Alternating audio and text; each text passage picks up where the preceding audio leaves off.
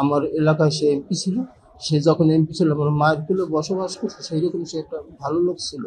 সেই জন্য সেই লোকটা যদি আজ যদি একটা মিথ্যা মামলা যদি তারে ফাঁসাই দেয়, সেইটাকে সত্য সাক্ষীর জন্য আমি আসছি এলাম এই কোর্টে। তখন আমি অবহেলা হয়ে যাওয়ার পরে আমি খুব নির্যাতনে মুক্তিতে আমি এইভাবে এখন তার দীর্ঘ যাই, মানে আমি অসুস্থ অবস্থায় নিয়ে গেছে। আপনার এইখান দিয়া নিয়ে গেছে, কোনখানে আমি বলতে পারি না, এইখান দিয়ে নিয়ে গেছে। নেওয়ার পরে আপনার এখানে প্রশাসনরা নেওয়ার পরে মানে আমার নাক মুখ আটকাইয়া কোথায় নিয়ে গেছে নিজেই আমি জায়গার কথা আমি বলতে পারবো না। দিন না রাত্রের মানে কোনো আমি আলো বাতাস পাইনি। কিছু সময় পরে একটা আলো পাইছি, ওখানে ছিলাম আমি 3 মাসের করে আমি 13 দিন মানে কম ছিল। আমি ওইখানে রাখছি, ওইখান থেকে এবার চক্ষু বানিয়া আপনার নিয়ে গেছে আমাকে।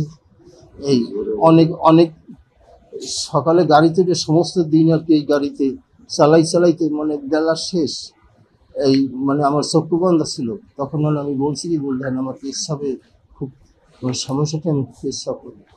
এই এর মধ্যে গাড়ি থামাইছে, কলে রাখ দিয়ে একটু পর থামাই। এই কিছু সামনে কথা বলার পর সামনে থামাইছে, আমি সেই গাড়ির পাশেই আমি পেশাব করছি। পেশাব করিয়ে দেখার পরে দেখি যে মানে ডাইন দিকে বিসির অফিস, মানে বিসি বসা দেখি একটা আপনার বৈঠকখানের উপর। তখন করে না দেখি ওনানে আনিয়ে দিলেন আমার।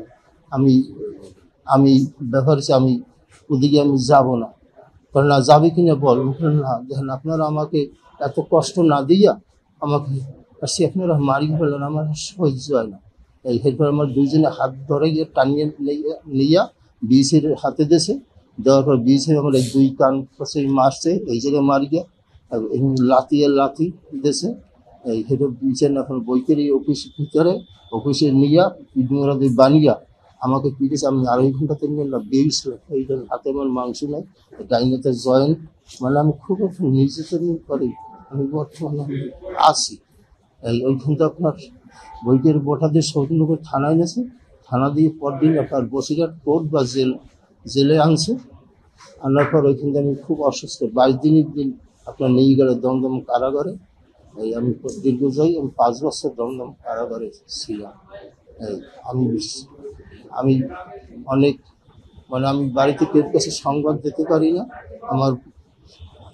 আমার দূর সম্পর্কে এক ভাগ্নে ছিল, তার কাছে আমি সংবাদ দিছি। সে আজকে আমার দেশে বলছে, বলার পরে এই দেশে আজকে বলার পরে আমার ওই ছেলে বা আমার মেয়ে জামাই ছিল আমার স্ত্রী, তার কাছে বলার পরে তার আর কি হাইবাত পাগলের না হয়ে গিয়েছে। তখন আমার ছেলে আজকে বলছে মাসুদ সৈদির কাছে, মাসুদ সৈদি বলছে যে এরকম বাবা অমুক জায়গায় জেলে আছে, আর কী কায়দায় তারে আন। তারা যে কায়দা হোক তারা ব্যবস্থা দিয়ে করছে। এই দেশে বিশ্বের মানবাধিকার সংস্থা। আমি বাংলাদেশে আমি আসছি, আসার পর আমি 6 মাস দীর্ঘ ছিলাম। আমার বরিশাল থেকে আমার খুলনা ডিস্ট্রিক্টে আমি দীর্ঘ 6 মাস সেইখানে আমি ছিলাম। থাকার পরে যে সুস্থ পড়েছি, এখনও আমি মানে ওই অসুস্থ অবস্থায় নিয়ে এখনও মানে আমি আসি বুঝলেন, সেইখানেও আমি অসুস্থ। এরপর আমি বাড়িতে আসছি আজকে এখানে আসছি। আমি সাহেবের যে সত্য সাক্ষী নিয়ে আমি একবার এই অভিযোগে মানে আমাকে বন্দি অপহরণ করছে, সেই সাক্ষী আমি সত্য সাক্ষী দিতে আমি আসছি। আপনি কার বিরুদ্ধে অভিযোগ করলেন?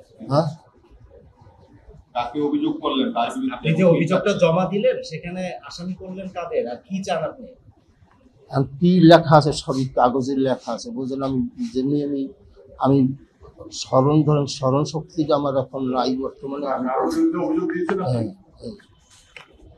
হয় অভিযোগ তো দেশের প্রশাসন একজন মানে আরো আমার দেশি লোক আছে, রাজ্জাক আপনার এই জায়গার যে আমি অভিযোগ যে দিছি মানে তাদের তো কেউ চিনি না। যখন আমি এই জায়গায় বন্দি হয়েছি আমি কেউ চিনি না। চক্ষু বানিয়ে নিয়ে গেছে কার কথা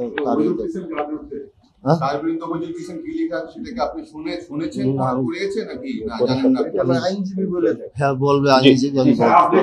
2012 সালের আপনাদের নিশ্চয়ই মনে আছে, তখন এই ট্রাইব্যুনালে আল্লামা দেলোয়ার হোসেন সাঈদীর মামলা চলছিল।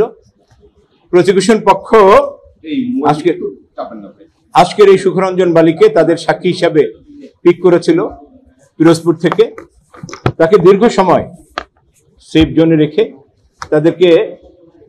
রেখে সাক্ষী দেওয়ার জন্য, আল্লামা দেলোয়ার হোসেন সাঈদীর বিরুদ্ধে সাক্ষী দেওয়ার জন্য তাকে নানানভাবে প্রেশার ক্রিয়েট করছিল, তাকে হেনস্থা করছিল, তাকে শারীরিকভাবে লাঞ্ছনা করছিল। কিন্তু কোনোভাবেই উনি, যেহেতু উনি বলেছেন, আপনারা একটা জিনিস খেয়াল করে নিশ্চয়ই শুনেছেন যে উনি বলেছে যে ওনার ভাইকে যেদিন মেরেছে উনি এবং ওনার মা প্রত্যক্ষ সাক্ষী দেখেছেন, যারা মেরেছে সেই সিচুয়েশনগুলো উনি পরিষ্কার দেখেছেন এবং সেখানে সাইদি সাহেবের কোনো উপস্থিতি ছিল না, যার কারণে উনি তার নামও আমরা পাই না।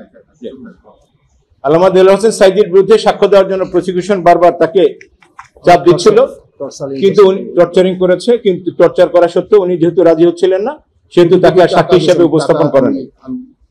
টাকার অফার দিয়েছিল, সেটাতে উনি রাজি হন। পরবর্তীতে উনি যেটা বলেছেন যে আল্লামা দেলোয়ার হোসেন সাঈদী যেহেতু উনি এখানে আসামি ছিলেন, তার ছেলের সাথে যোগাযোগ করেছে, তারা যোগাযোগ করার পরে উনি রাজি হয়েছেন সত্যটা বলার জন্য। উনি ৩রা নভেম্বর ২০১২ এই প্রিমিসিসে এসেছিলেন সাক্ষী দেওয়ার জন্য।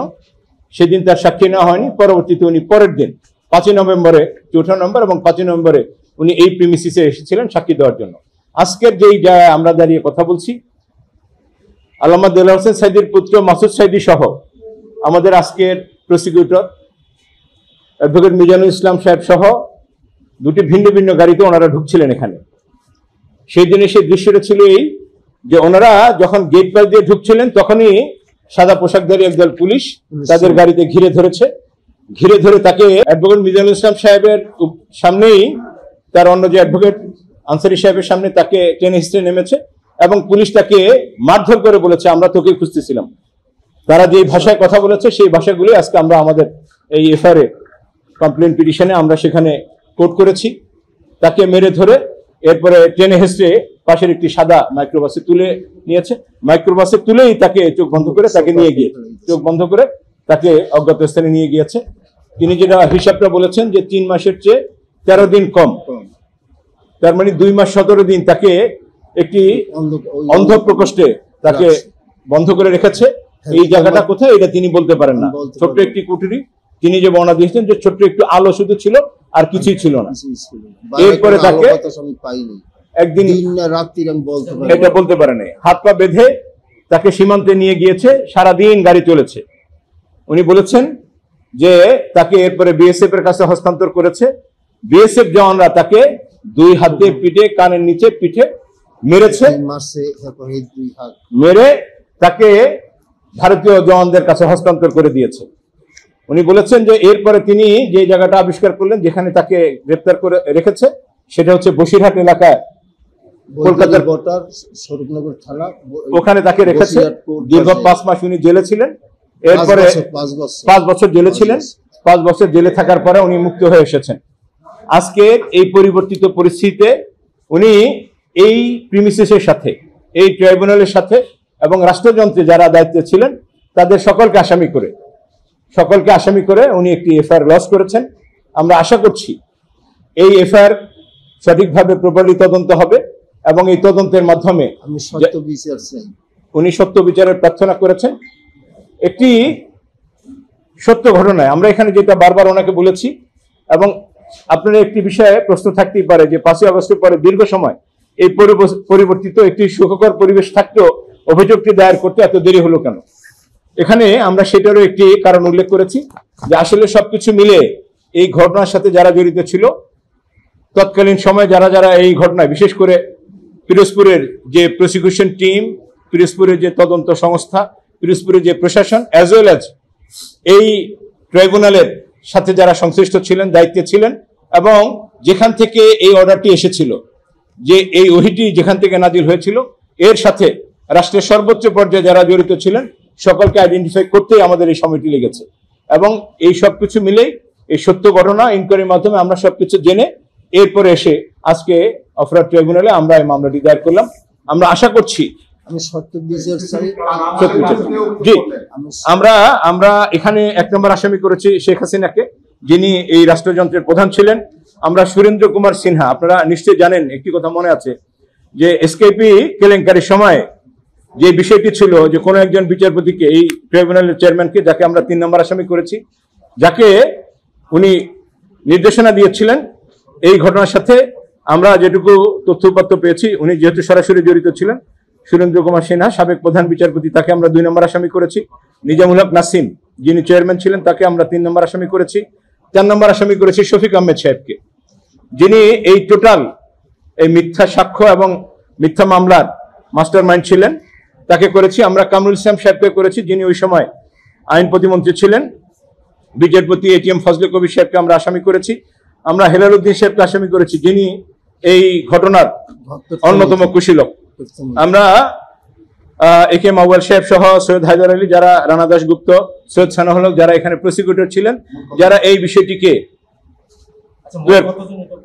জি আমরা এখানে মোট 32 জনকে আমরা স্পেসিফিক নাম উল্লেখ করেছি। এছাড়াও আসামি যারা আছেন তদন্তে নিশ্চয়ই তাদের নামটি বের হয়ে আসবে। সে একজন ভালো লোক ছিল, সে 2টা এমপি ছিল, আমরা মায়ের কুলে ঘুমাইছি। উনি এমপি থাকাকালে থাকাকালীন আমরা মায়ের কুলে ঘুমাইছি। সে একটা ভালো লোক, সেই জন্য আমার তার উপর এতদূর মায়া। আমার ঘরে দাঁড়িয়ে সেন্টার, তারে আমার ওই ভাঙ্গা পোল পাড়া করিয়ে আমার সেন্টারে গেছি, তার উদ্দেশ্যে আমার ঘাড়ের পোল বা রাস্তার সে করিয়েছে। বলছে এমপি হইতে পারিবে না পারি, আমি রাস্তার পোল আমি করিয়ে দেব। সেই জন্য তার উপর মায়া এত। সে সৎ লোক, সে ভালো লোক। আমি তার জানাজায়ও যাইয়া, আমি শোনেন জানাজায় গেছি, এত লোকের ভিতরে আমি একলা বক্তব্য দিয়েছি। নিঃসঙ্গ ধরেন 6-7 লাখ লোক হয়েছে। আমি এরপর আমি বাড়িতে থাকতে পারি নাই। আমি তাদের চাপের গুতায়, সরকারের চাপের গুতে আমি বাগান শিখে রয়েছি। রাত্রে সাপ আমার ঘাট দিয়া আমি চল্লি গেছে, 4 দিন সাপ পড়ছে, বড় বড় সাপ।